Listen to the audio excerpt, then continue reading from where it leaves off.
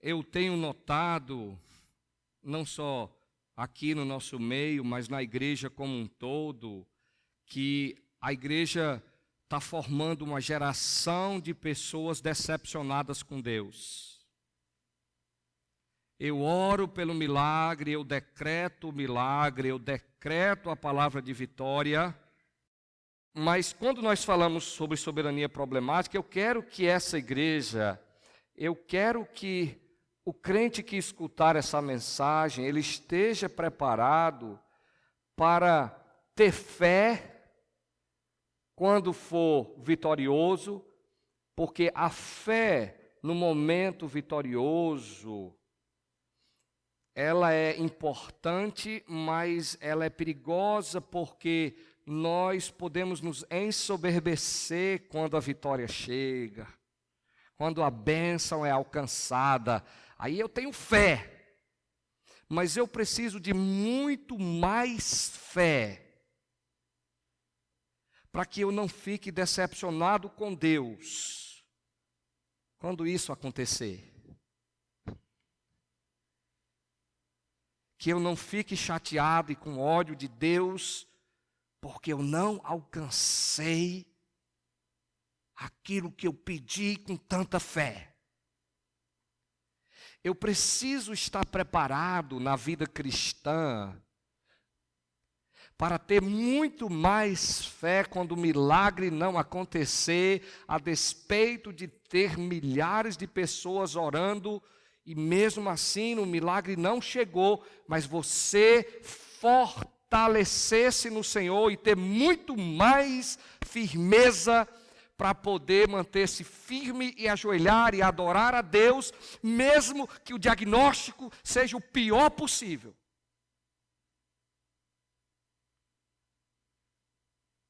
É esse lado negativo da fé que a igreja não está pronta. Ela tem sido colocada envolta, coberta de um manto de otimismo, e ela acha que sofrimento não é coisa de Deus, mas só acha porque não lê as Escrituras. Pelo menos não a lê na sua profundidade. E aí o que acontece começa na igreja todo empolgado, todo vibrante, e começa com todo ar e depois some, desaparece, está com raiva de Deus. Por quê? Porque Deus não curou a minha mãe do câncer. Porque deixou meu sobrinho morrer. Porque o meu marido me deixou. É aí que você tem que ter muito mais fé. É aí que você tem que entender que lamentação tem que ser parte da adoração, tem que ser parte do credo, da confissão, da ação da igreja. Para dizer como Abacuque, ainda que a figueira não floresça, ainda que o gado seja arrebatado do curral, ainda que o produto da oliveira minta, todavia, eu me alegro no Senhor. Eu exulto no Deus da minha salvação. Você entende o que é que eu quero aqui? Aí, olha agora para Gênesis capítulo 50. Vamos ver a soberania aí. Versos 15 até o verso 21, porque nós vamos ter aqui a narrativa do final de um rapaz que aos 17 anos era o preferido do seu pai, amado pelo seu pai. Seu pai chegou a dar a ele uma túnica talá de mangas. Olha, túnica talá era aquela túnica descolada, que não era para qualquer um usar, né? Tinha que ter estilo para usar uma túnica talá de mangas, porque a túnica talá de mangas só podia usar quem nem precisava ir trabalhar. É só o cara descolado mesmo que podia, porque você não tinha como trabalhar com uma túnica talá de mangas, não. Ela era só para quem ficasse charlando, né? andar descolado, até o andar tinha que ser descolado, tinha que ser aquele andar com as mãos um pouco para trás, não podia ser assim não, tinha que ter até um caguete da mão. Mas ele tem um sonho que todos nós sabemos, que aquele sonho não era acaso. Aquele sonho dele não era simplesmente um sonho. É fato que a Bíblia nos alerta para tomarmos cuidado com o sonho. Jeremias diz: o profeta que tem sonho, conte como sonho. Não venha dizer, assim diz o Senhor, cuidado com o sonho. Mas aquele sonho não era um sonho qualquer. Odiado por seus irmãos, amado por seus pais, esse rapaz vai lá todo empolgado, com a sua túnica tá lá de manga, está lá andando, aquele esquema dele. Quando se aproxima, os irmãos logo veem e dizem: ah, está ali o sonhador morto, está ali o bambambam do sonho. Vamos matá-lo, olha logo, vamos matá-lo. O que eles queriam? Matar. Essa era a intenção deles. Mas tinha alguém que estava por trás desde o nascimento, desde a túnica tá lá de manga, desde os sonhos dos feixes, desde o sonho das estrelas, do sol e da lua. Tinha alguém que estava orquestrando ali. E esse rapaz, quando chegam, pegam, e o irmão diz: não vamos. Rubem, o primogênito, mais velho, filho de Lia, diz: não mata o rapaz, não. Bota ele aqui na cisterna, né? Bota na cisterna. E o narrador diz: ele tinha intenção, o intento dele era voltar lá para tirar o rapaz, mas ele saiu para o trabalho. Quando ele chega, o coitado é vendido, coitado é tirado da cisterna e é vendido por uma caravana que passa. E o texto, no final lá, quando os irmãos dialogam, diz: lembra da angústia que nosso irmão passou quando nós o vendemos. Estão lembrados? Tudo que nós estamos passando é resultado daquilo. É certo que podia ser, e era resultado daquilo também.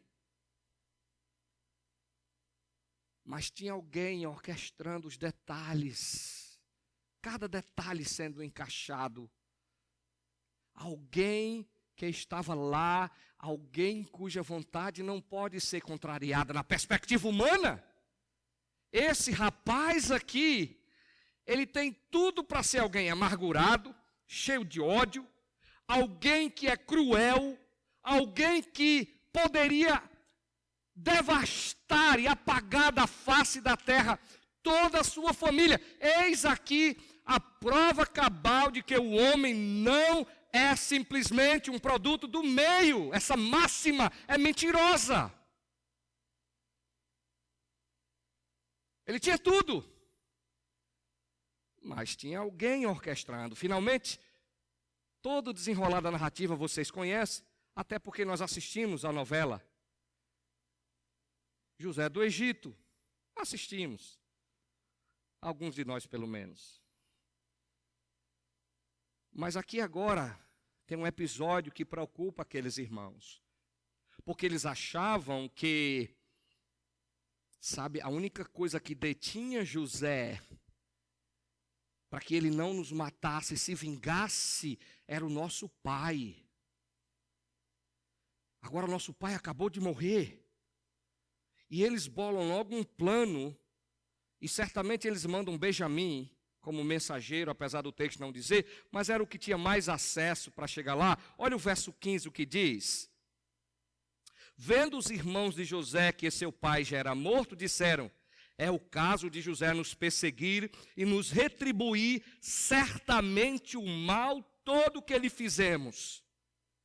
Portanto, mandaram dizer a José: teu pai ordenou antes da sua morte, dizendo: assim direis a José: perdoa, pois, a transgressão de teus irmãos e o seu pecado, porque te fizeram mal. Agora, pois, te rogamos que perdoes a transgressão dos servos do Deus de teu pai. José chorou enquanto lhe falavam. Vamos orar. Nosso Deus, certamente José era o único que podia estar com os olhos fitados na tua grandeza e na tua soberania. Enquanto todas as tentativas de agentes livres tentando safar-se, José estava com os olhos contemplando tua glória. Revela essa glória a nós hoje, ó Deus. Mostra-nos da tua grandeza, humilha-nos, amplia a nossa fé. Dá-nos coragem e força para abraçarmos o lado negativo, mesmo que seja o pior de todos os diagnósticos. Em nome de Jesus. Amém. Verso 18, José começa a chorar e eu entendo por que ele estava chorando. Eu não sei vocês, mas eu já tentei. Eu não consigo ler essa parte da Bíblia sem me desmanchar de choro. Agora, quando eu digo choro, eu digo é choro de soluço. Eu não consigo.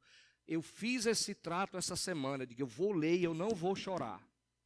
E eu fui atrás de ler, mas quando você vê os detalhes, quando você vê os mínimos detalhes, não tem como chorar, nem José aguenta-se.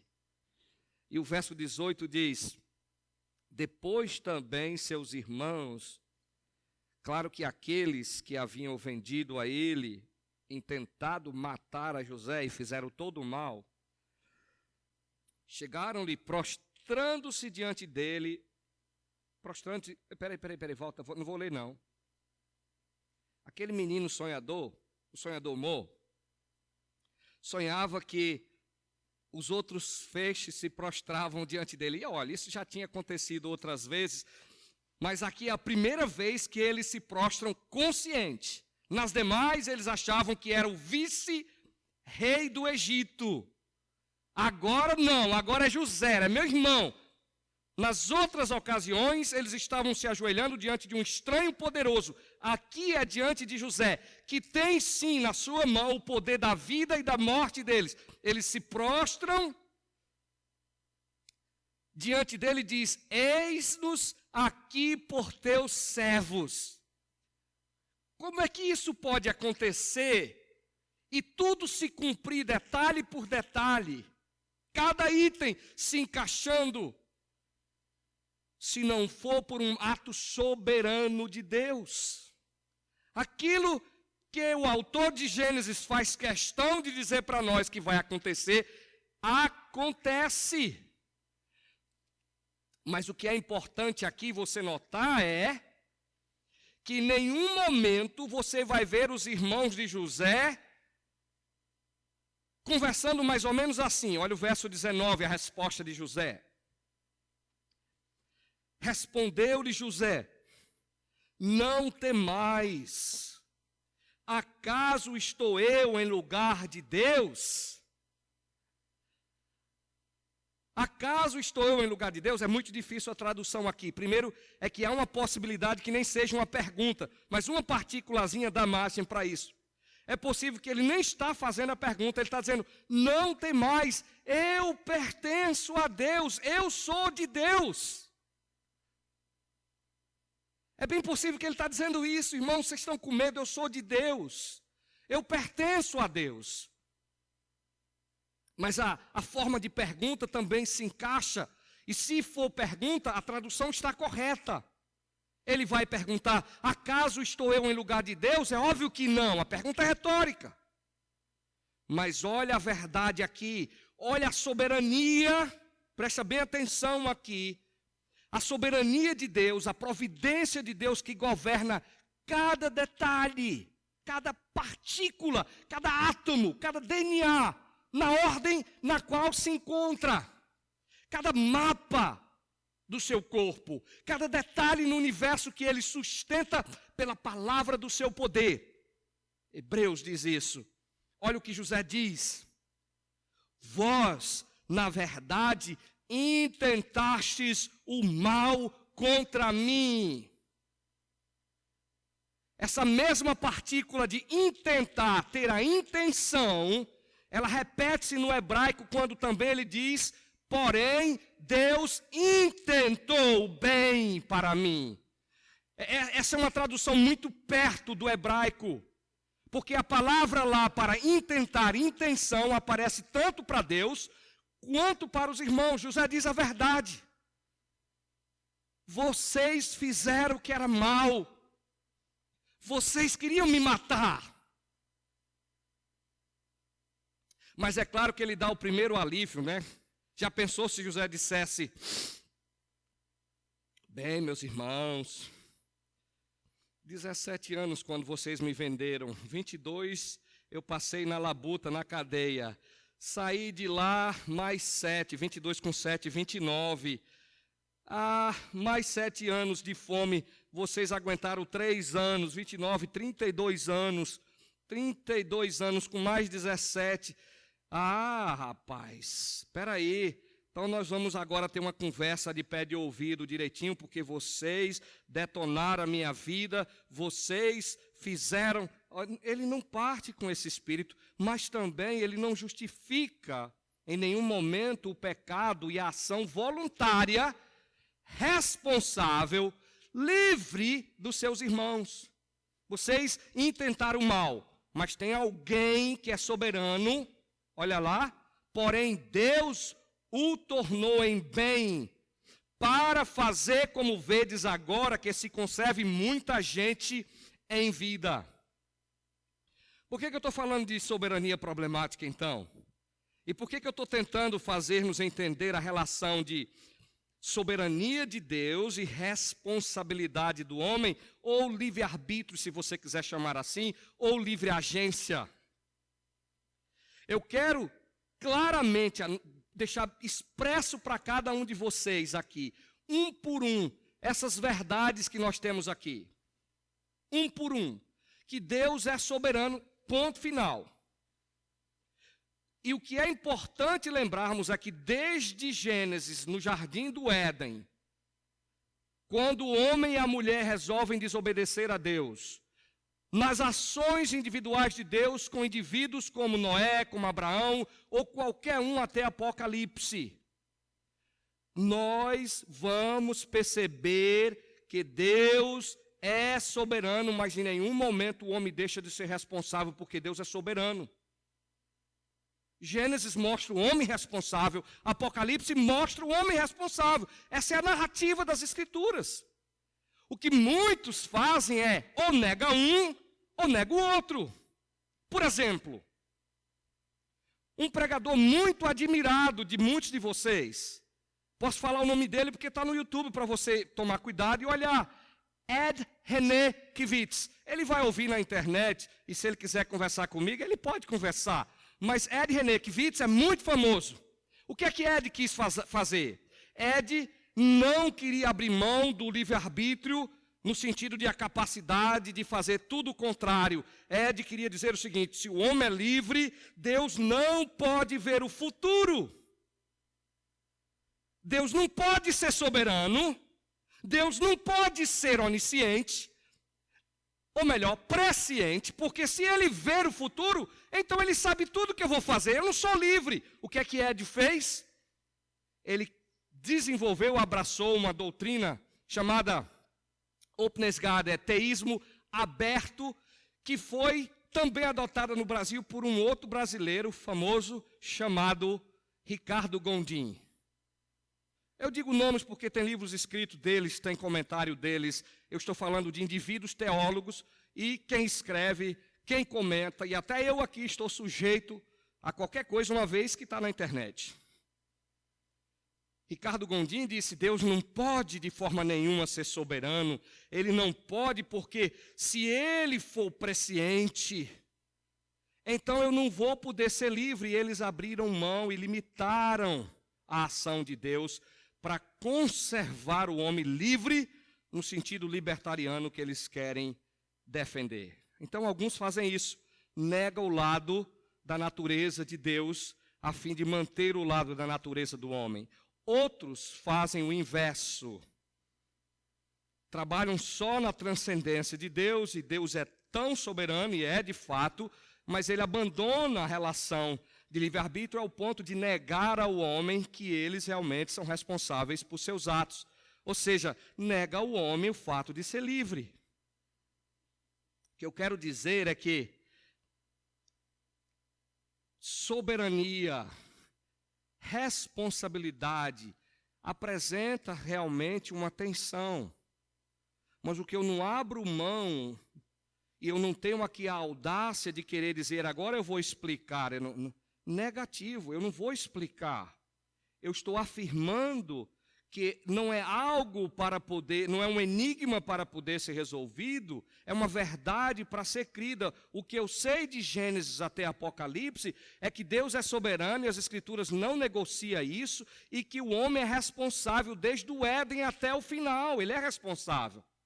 O que eu vou tentar fazer é explorar alguns detalhes, e a gente vai perceber alguns detalhes, e vamos tentar casar os dois e tentar achar o lado negativo e chegar a uma conclusão, alguns desafios no final. Deixa eu ver aqui. Hoje eu não vou me demorar, não. Essa é a minha vontade. Ninguém tem dúvida que Deus é soberano. O que eu acho que a gente tem dúvida, às vezes, é em alguns aspectos, especialmente a relação de Deus com o mal. Olha esse texto de Mateus 10 e 29. Mateus 10 e 29 é Jesus falando, ele diz, não se vendem 2 pardais por um asse, por uma moedinha? E nenhum deles cairá em terra sem o consentimento de vosso Pai.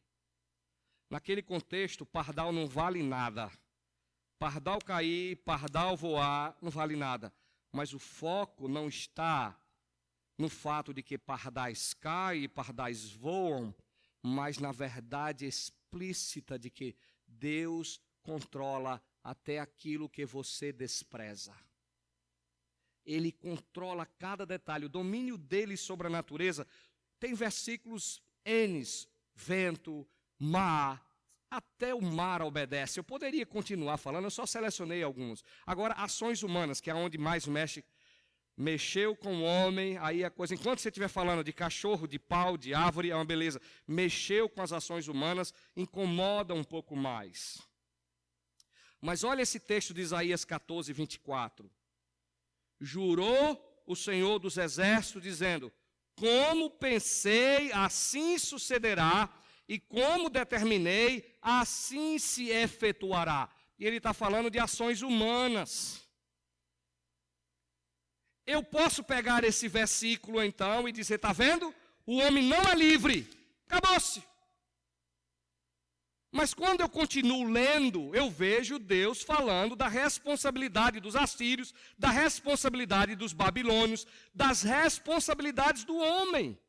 Como é que eu entendo isso? É por isso que eu chamo de soberania problemática.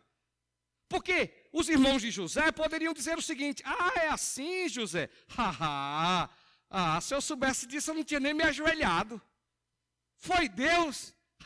Quer dizer que foi Ele quem orquestrou tudo isso? Foi Ele quem nos fez fazer isso? José, então nesse caso venha dar um abraço aqui. É você que tem que se ajoelhar e agradecer para a gente aqui, porque foi Deus, a gente não tem culpa de nada. É isso que José está dizendo? É isso que os irmãos dele estão concebendo? Foi Deus, está resolvido? Em nenhum momento José ou os irmãos de José diminuem, apagam, cancelam a responsabilidade dos atos maus deles. Mas em nenhum momento José deixa escapar a verdade de que tinha alguém por trás, usando, preparando, orquestrando, traçando cada detalhe que está acima de qualquer um deles. Chamamos esse alguém de Deus, a quem todo homem presta contas, e chamamos esse ato de ato soberano. Está vendo a questão? Mas vamos para outro texto de Isaías.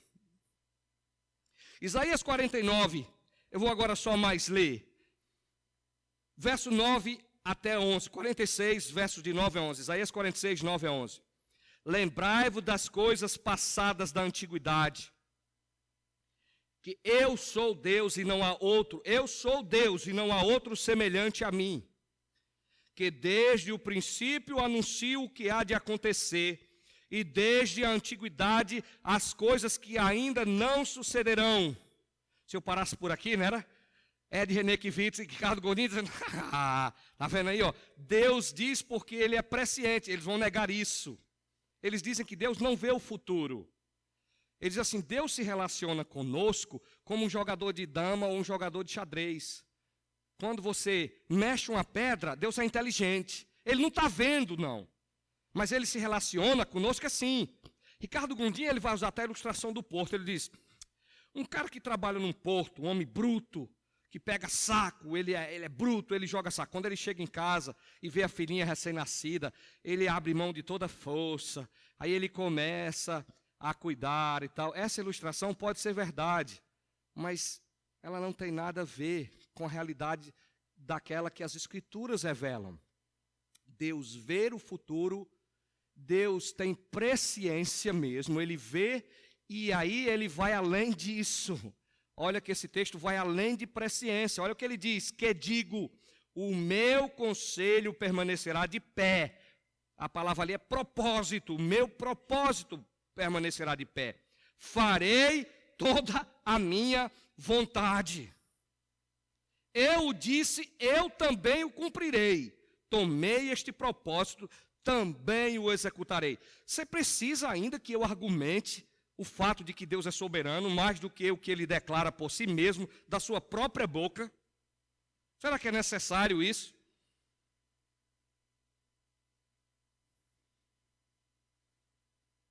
Será que precisa explicar? Precisa de teologia?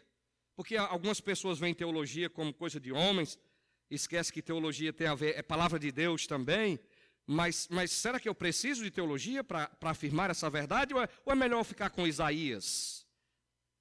Daniel 4:35 é outra passagem que vai mostrar, e aqui é bem pesada, mas eu gosto dessa também.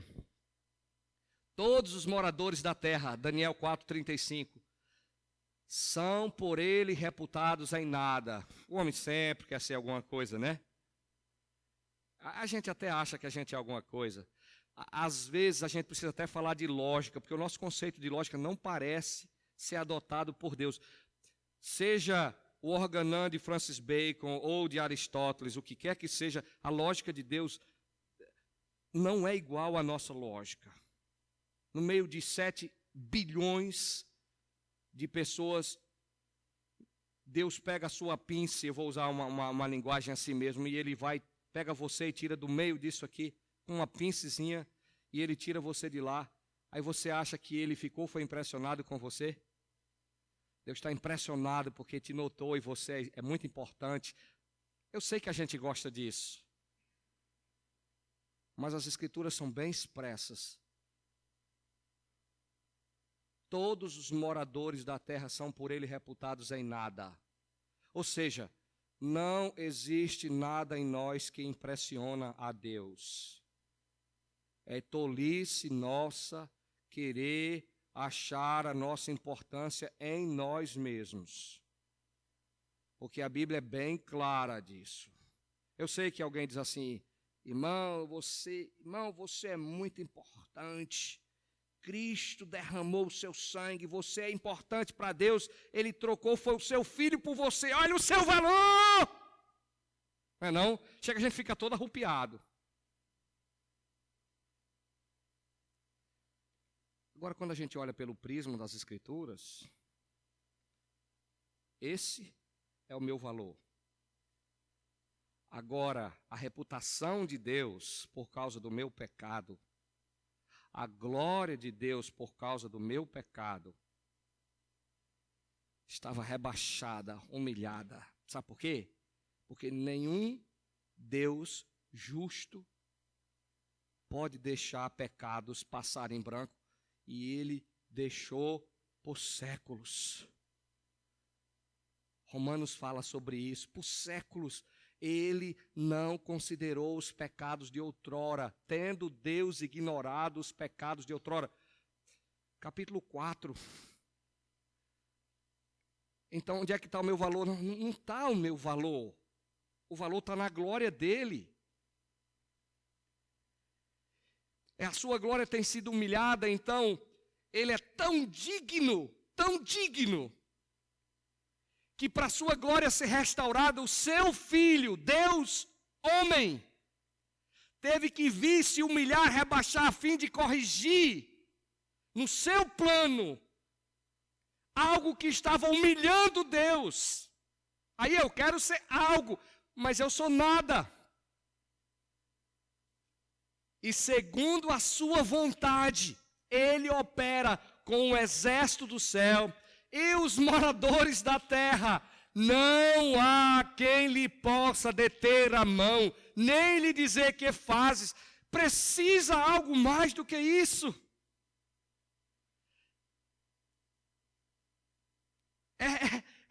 Essas verdades a gente fica com medo, a gente fica espantado, né? Um silêncio total. Mas depois a gente vai ver o lado bom disso. Como ribeiros de águas, assim é o coração do rei na mão do Senhor. Ora, imagine, quem é o rei, meu povo? A gente não tem ideia de rei porque nós temos um congresso aí, uma baderna do tamanho do mundo, Câmara dos Deputados, Senado, é tudo uma baderna, né? Vereador, prefeito, a coisa no Brasil está solta. Mas um rei, nenhuma lei poderia ser promulgada, aprovada, se não tivesse a assinatura dele. Se ele olhasse para você e dissesse, eu quero dar cabo, eu não quero mais ver na minha frente esse rapaz chamado Luiz, ele é bonito, é verdade, mas eu não quero mais ele na minha frente. Fala o seguinte, pendura ele naquela forca ali, pronto. Aí, olha, o homem mais poderoso do mundo, no lugar onde ele exercia o seu reinado, ele diz assim, como ribeiros de águas, assim é o coração do rei na mão do Senhor. Este, segundo o seu querer, o inclina. Enquanto o rei está fazendo coisa boa, a gente diz, glória a Deus. E quando o rei começa a cortar a cabeça? Volta aqui. Quando ele começa a cortar a cabeça, o coração do rei não está na mão do Senhor? E onde é que está a soberania agora? Aí a gente vai dizer o seguinte, não, agora o Senhor não está mais. E é por isso que eu chamo de problemática a soberania. É por isso que a gente precisa discutir.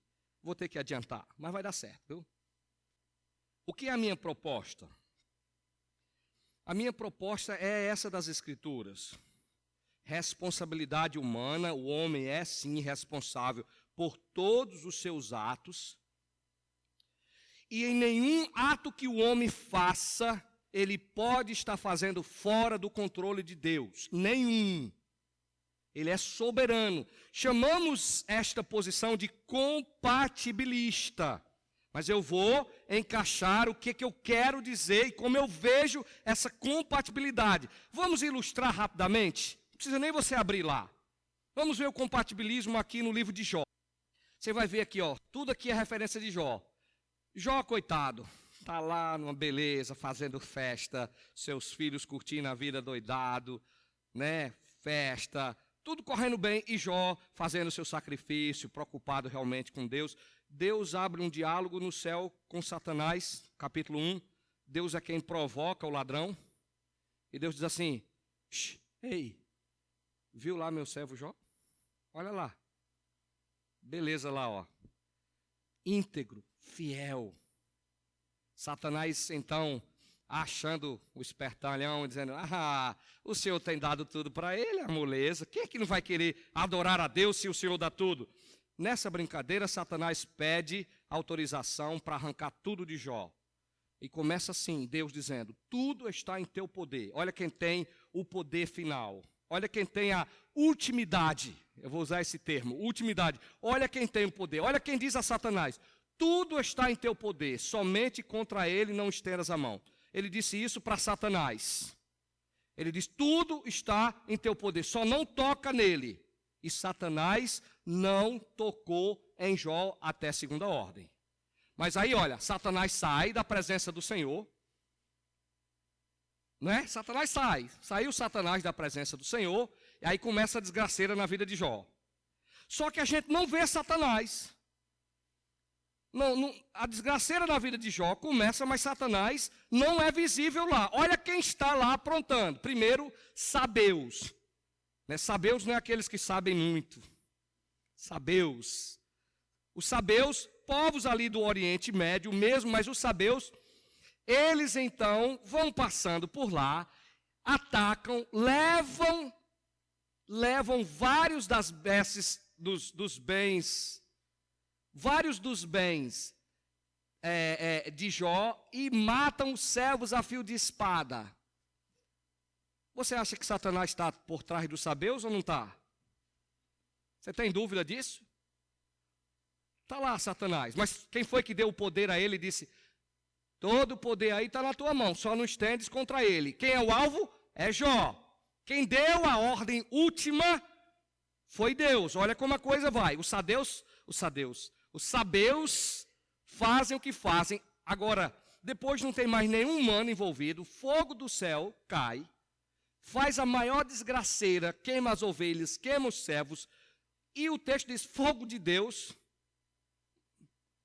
Certamente, você sabe muito bem que Deus deu a ordem final, e esse fogo de Deus aqui, é de Deus, é uma expressão idiomática.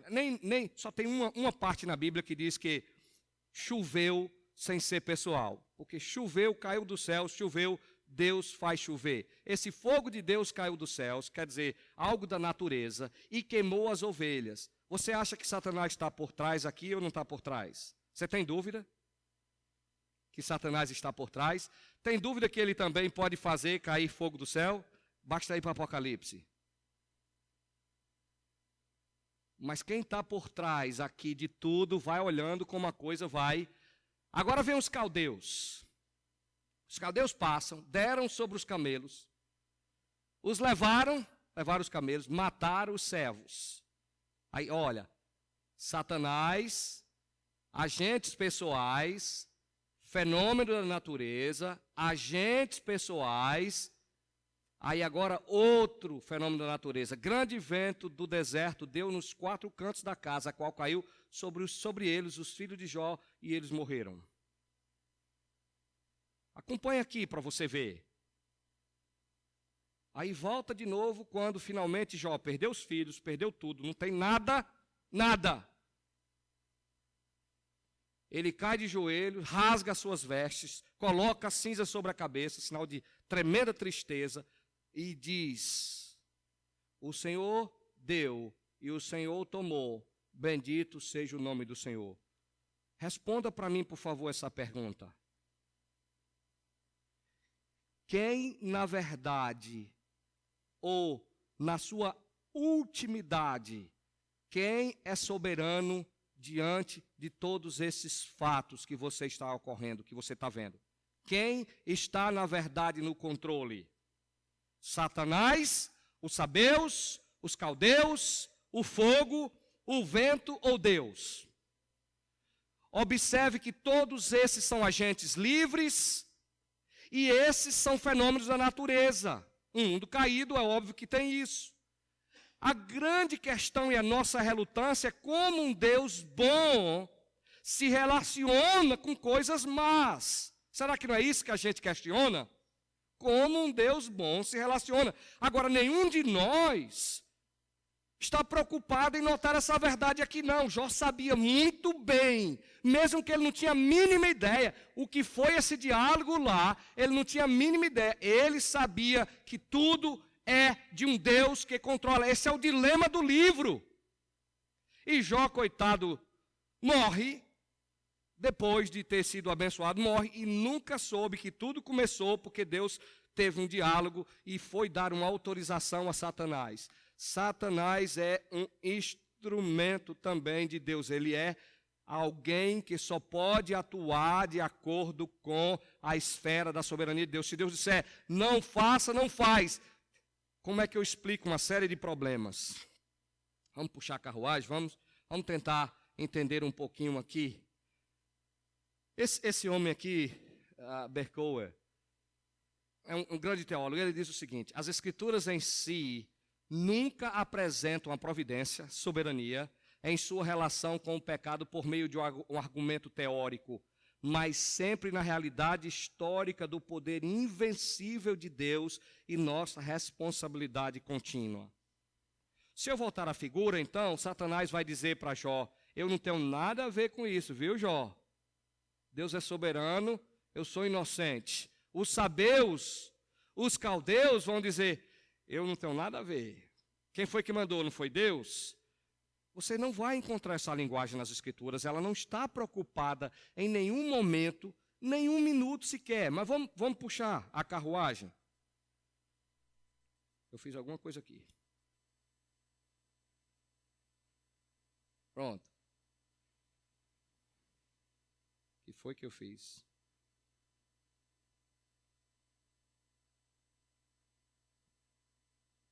Pronto. Eu vou pular isso aqui porque eu acho que vocês já captaram, mas eu tenho só alguns pontos para destacar aqui, mas vocês vão perceber comigo como nós vamos lidar com esse texto.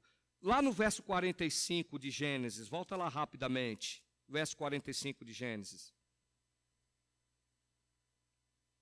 Quando José se revela aos seus irmãos, verso 45, capítulo 45, verso 5, do capítulo 45. Mais uma vez, José está vendo a mão soberana. Aí ele diz assim, agora, pois, não vos entristeçais, nem vos irriteis contra vós mesmos, por me haverdes vendido para aqui, porque para a conservação da vida Deus me enviou adiante de vós. Verso 7, Deus me enviou adiante de vós para conservar vossa sucessão na terra e para vos preservar a vida por um grande livramento. Eu acho que eu já falei o bastante para vocês nem terem dúvida sobre Deus controlando todas as coisas. O que ainda talvez não está claro para vocês é como tudo isso pode se relacionar com o que eu quero mostrar. E eu vou chamar de a ultimidade de Deus. Eu estou usando ultimidade porque não tem nenhum termo em português para a gente poder usar. Se eu usar a palavra causa última, eu não gosto desse argumento de causalidade. Eu acho problemático. Então eu vou usar ultimidade e eu vou definir o que é. Quando eu falo ultimidade, o ponto crucial, e eu quero que você note bem isso aqui, ó. O ponto crucial é que a atividade de Deus é tão soberana e detalhada que nada pode ocorrer no mundo do homem sem pelo menos sua permissão. Você entendeu isso aqui? Nada pode, não tem uma ação, não tente pensar em nenhuma, porque você não vai encontrar uma única ação no mundo que Deus criou e que toda a criação lhe presta contas, nenhuma pode ocorrer no mundo do homem sem pelo menos sua permissão. E por outro lado, olha aqui, se Deus se colocar contra algum curso, então esse curso não vai se desenrolar. O homem é livre? É claro que é. Mas a liberdade do homem, ela só é exercida dentro da soberania do nosso Deus. Ponto final. Se Deus disser, você não vai sair daí, Ele não vai sair. Se Deus disser, você não vai se mover, Senhor, mas eu sou livre, mas você não vai se mover, eu sou soberano. Mas eu decrete quantas vezes você quiser. Morra decretando. Eu estou usando esse termo porque é um termo ousado. Um termo ousado. Decretar, né? É ousado. Decreto é divino. Alguém que é soberano é alguém que pode decretar. Quem não é soberano não decreta nada, né? Mas eu quero que você entenda então o que é o ponto crucial da ultimidade. Nem sequer um único evento, nada pode ocorrer no mundo do homem se Deus não der pelo menos a permissão. E se Deus disser, ninguém se mexe, ninguém se mexe. Mas o ser humano é livre. Se Deus disser, ninguém se mexe, o homem pode se mexer. Você não consegue controlar nem a sua chapinha. Aquela chapinha que o cabo bota, esquenta, e de repente aquele cabelo vem lá e levanta-se, né? Teimoso. Por mais teimoso que seja, se Deus disser, esse cabelo vai ficar lá, essa chapinha vai funcionar, vai funcionar. Não tem nada, é isso que eu quero que vocês coloquem. Agora, como eu traduzo isso? É porque existe, na verdade, um grande abismo entre Deus no seu ser, pessoa e transcendência, e o homem na sua pessoa e finitude. Jesus veio preencher um abismo aqui muito grande, e aí sim a gente começa a entender como é que a responsabilidade do homem, ações voluntárias do homem, que tem limitações, mas essas ações, elas têm aqui agora um vácuo preenchido. Do lado de lá, diferente da humanidade, Jesus se posiciona com Deus em revelação e autoridade. Do lado de cá, ele se posiciona com o homem, humanidade, obediência e dependência. Quando nós vamos estudar a ultimidade de Deus, eu preciso considerar alguns aspectos. E eu chamo exatamente isso, a ultimidade de Deus, Deus por trás de todas as coisas. Agora, como é que Deus se relaciona com o bem e como é que Deus se relaciona com o mal? Deus se relaciona com tudo que é bom diretamente. Tudo que é bom tem origem em Deus. Mas como é que Deus se relaciona com coisa que não presta? Com ações vis do homem. Muitos tentam resolver isso, mas ignoram o que eu chamo de transcendência e pessoalidade de Deus. Na sua transcendência, Deus é totalmente distinto de nós, ilimitado por tempo, por espaço. A transcendência de Deus é muito importante, porque jamais Deus vai estar por trás daquilo que é mal, da mesma forma que Ele está por trás daquilo que é bom. Jamais Deus vai se relacionar com o mal da mesma forma que Ele se relaciona com o bem. Quando algo é mal, é claro que não foge à soberania de um Deus transcendente. Tudo está sob controle. Ele decretou na eternidade. Mas tem um lado de Deus que é chamado de pessoalidade. Quando Ele se relaciona conosco na sua pessoalidade, então às vezes a gente fica querendo tropeçar. Como é que Deus se relaciona? Quando Ele se relaciona com o bem, é fácil para a gente entender. Porque Ele se relaciona pessoalmente. E quando Ele se relaciona com o mal, Ele não está por trás do mal na mesma forma. E eu vou ilustrar para você aqui. Se eu pegar aqui esse modelo como supremo ser, pensando Deus na sua soberania, e o ser humano, muitos querem resolver o conflito e a tensão de soberania com livre-arbítrio dessa maneira. R.C. Sproul, ele conta de um professor dele que ele perguntou sobre livre-arbítrio e soberania. Ele diz: o livre-arbítrio do homem e a soberania de Deus são duas linhas paralelas que se encontram na eternidade.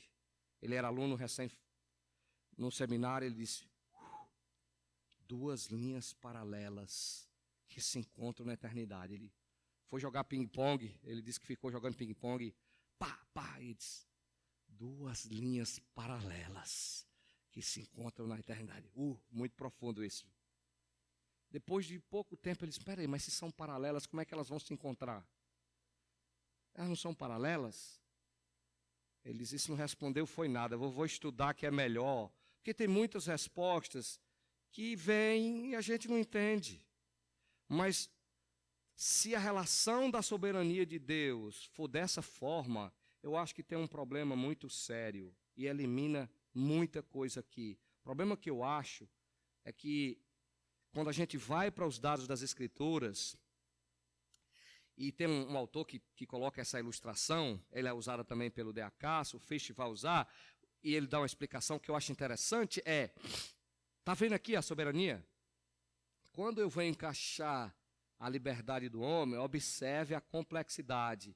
Tudo que é traço da soberania, em nenhum ponto a soberania é diminuída, subtraída, rebaixada.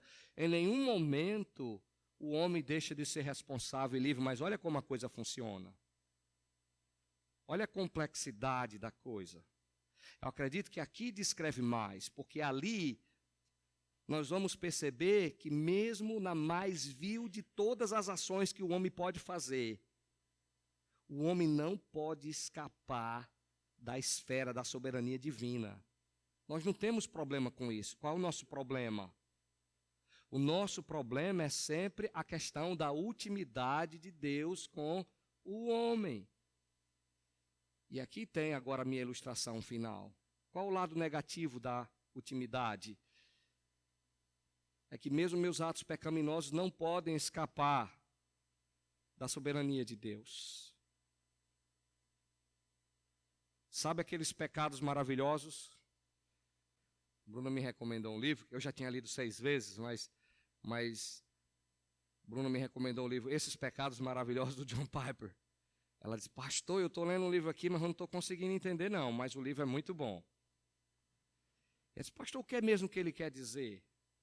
Esses pecados maravilhosos. E ela me mandando algumas citações, eu digo, Bruna, é muito simples, vê se você entende. Ele está dizendo que um dos pecados mais hediondos, e muitos pecados são terríveis e hediondos, são pecados cruéis. Por exemplo, o assassinato de Jesus Cristo. Pecado hediondo, né? Cruel e meio o pecado do assassinato de Jesus Cristo. Mas aquele pecado é maravilhoso, porque mesmo Pilatos, o povo de Israel, os sacerdotes, todos eles planejaram, tramaram e mataram o Filho de Deus. Mas Atos diz, o Senhor é quem ordenou tudo. O maior de todos os pecados que a gente pode imaginar que foi esse crime hediondo que tirou a vida de Jesus. O crime que os irmãos de José cometeram com ele é um pecado, sim, mas o que esse pecado fez, preservou muitas pessoas em vida. Aí você já pode estar armando e pensando, então meu pecado é maravilhoso. Finalmente o pastor trouxe um alívio para mim, o meu pecado é maravilhoso. O problema é que a gente vai saber se o seu pecado é maravilhoso é só no futuro. Porque não é que pecado é maravilhoso, é que o Deus soberano é maravilhoso. E às vezes, o nosso pecado, mesmo o nosso pecado, a nossa rebelião, não barrará o plano de Deus. É isso que quer dizer pecados maravilhosos. São pecados, são odiáveis, são abominações, mas maravilhoso é o Deus que controla todas as coisas e transforma ações pecaminosas em bênçãos e em frutos, em alguns casos. Em outros, a chibata nas costelas resolve. Ou um inferno que será lançado num lago de fogo. Deus é tão soberano, irmãos, acredite nisso. Deus é tão soberano, que até o inferno só é sustentado porque Ele sustenta. Se Ele virar as costas, o que é que vai acontecer? O inferno desapareceria. Nem o lago de fogo se sustentaria, se não fosse pelo poder sustentador de Deus. Deixa eu trocar isso em miúdos e encerrar, porque eu sei que você deve estar se perguntando qual é o ponto da mensagem hoje. Qual é o ponto da mensagem hoje? Eu estou usando vários exemplos. Tem um lado positivo da ultimidade de Deus. O que eu estou dizendo basicamente é isso. Nada foge da esfera da soberania de Deus, mas nunca ache que Deus se relaciona com o bem da mesma forma que Ele se relaciona com o mal. É assimétrico, não é simétrico. Ele não se relaciona com o bem da mesma forma que se relaciona com o mal. Eu tenho uma prova disso que Deus pode fazer muito simples. Romanos, no capítulo 1, verso 16, a ira de Deus se revela dos céus contra toda a impiedade dos homens, que tendo conhecimento de Deus, não o glorificaram como Deus, antes tornaram-se nulos nos seus entendimentos, pelo que Deus os abandonou, pelo que Deus os entregou a paixões infames, de forma que homem segue segundo a carne com outros homens, se inflamam, e até as mulheres trocaram o uso natural corrompendo-se mulher com mulher. Essa linguagem de Romanos capítulo 1, verso 18 em diante. Como é que eu posso afirmar que Deus está irado com algumas pessoas? A gente só acha que Deus está irado quando desce fogo do céu, ou quando o cara é atropelado por um carro e arranca metade, ou quando um pitbull arranca a perna do cara e diz, olha, ou quando qualquer outra coisa. Não, um dos aspectos da ira é o abandono. Escute aqui, ó. Quando Deus abandona uma pessoa, essa pessoa entregue a si, ela é descontrolada. Ela se afunda no pecado. A razão que vocês estão aqui é porque Deus está atuando na sua vida, impedindo de que você caia descontroladamente no pecado. Se por alguma razão sua que você é responsável, mas que Deus decidir virar as costas para você e Ele lhe entregar, você seguirá as suas paixões infames até ao limite. Então, eu olho para certas pessoas e alguns acham que é piada. E eu não vejo piada. Eu não vejo piada em transgênero. Eu não vejo piada em transexual. Eu não vejo piada. Eu vejo uma pessoa sofrendo o abandono. Por alguma razão sua, Deus entregou essas pessoas e elas seguem um comportamento cada vez mais distante de Deus. Sinal visível que estão sendo punidos. Como é que eu sei que eles estão sendo punidos? Pelo comportamento que eles estão exercendo. E como é que eu sei que a coisa pode terminar pior? Basta ler as Escrituras. Basta ler. Mas quando Deus se relaciona com o bem, eu tenho que reconhecer a graça dele. Mesmo quando ele indiretamente opera na nossa vida, ele está por trás. Irmãos, às vezes eu olho para trás, eu olho para a minha própria pecaminosidade e consequências dos meus pecados. E eu sei que Deus poderia ter me enterrado. Sei que Ele me perdoou e a prova é que Ele me promoveu e eu nem estaria talvez onde eu estou hoje, se não fosse aquele maldito pecado lá no final, que eu achava que era o fim da minha vida. E Deus não só perdoou, mas Ele atuou e transformou as circunstâncias em circunstâncias favoráveis. É isso que a gente vê aqui. Então, agora eu encerro mesmo, porque o tempo avançou. Quero só aplicar algumas coisas. Quando enfrentamos algo que não podemos controlar, lembre-se, você está enfrentando algo que você não pode controlar? Deus é soberano e controla todas as coisas.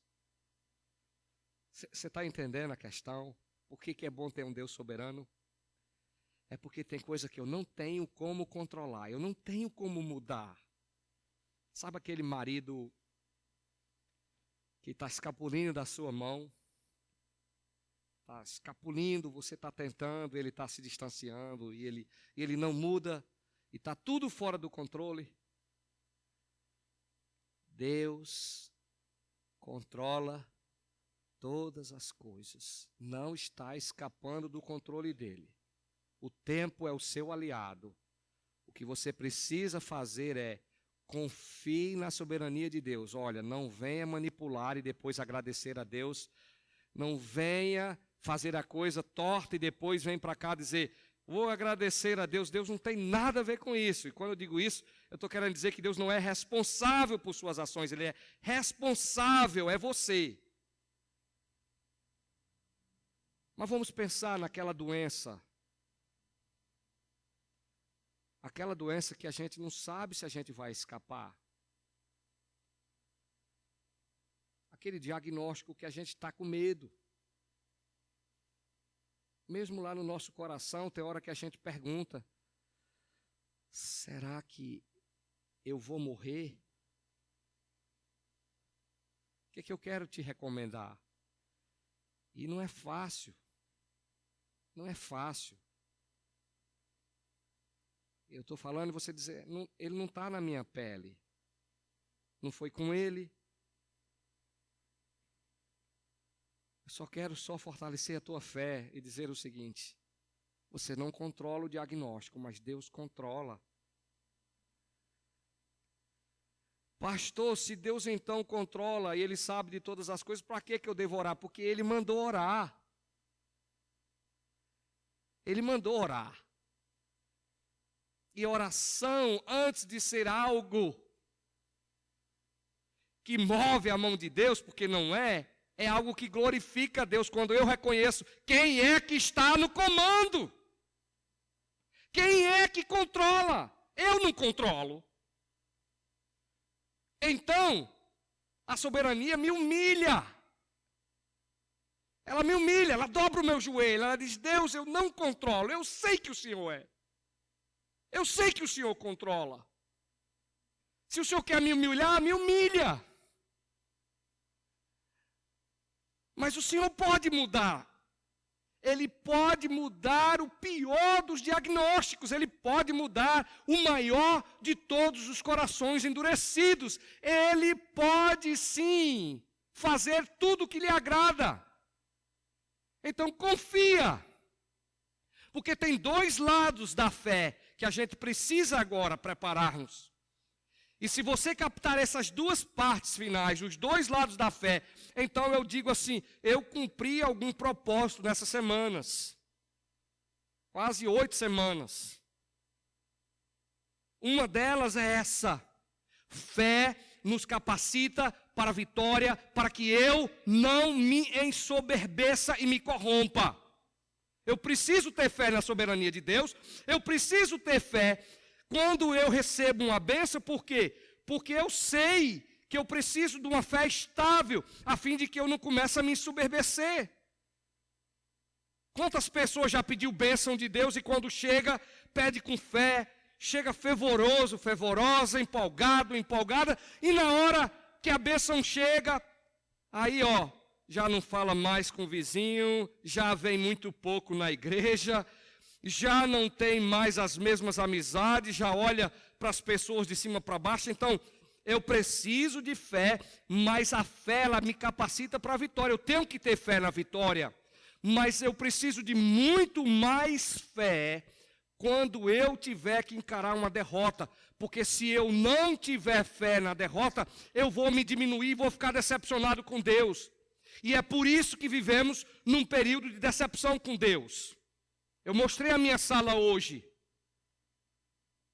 Muitos crentes estão hoje se tornando muçulmanos. Eu estou falando do Brasil. Tem crentes hoje, pastores que são pai de santos. Imagina só. Um pastor que hoje se orgulha que é pai de santo. Ou uma esposa de pastor, um pastor talentoso, um pastor novo, um homem inteligente, um homem capacitado, de repente descobre que a sua esposa se converteu ao islamismo. E aí, o que vai fazer? Qual é a razão? Decepcionado com Deus. Sabe por que nos decepcionamos com Deus? Porque nós nos iludimos e achamos que essa vidinha nossa é sempre vitória. Mas nós precisamos de muito mais fé. É na hora que formos crucificados de cabeça para baixo. É na hora que formos decapitados. É na hora que a notícia disser: você só tem 1 mês porque não dá mais, a sua doença se alastrou. É ali que você precisa de muito mais fé, para que você mesmo não se diminua. Para que você mesmo não se encolha. E muito mais fé para você dizer: Senhor, eu quero um milagre, eu quero um milagre, eu quero um milagre. Mas se o milagre não acontecer, muito mais fé quando o milagre não chega. Porque é ali aonde você pode ter a maior de todas as chances de dobrar-se e adorar ao Senhor, ainda que a figueira não floresça, que o produto da oliveira minta, ainda que o gado seja arrebatado do curral. Todavia, ainda que, todavia, eu me alegro no Senhor, eu exulto no Deus da minha salvação. É por isso que o Evangelho que nos capacita só para vencer, ele, na verdade, é um Evangelho incompleto, porque precisamos ser capacitados também para perder, porque nem sempre aqui temos vitória. Agora, uma coisa eu sei.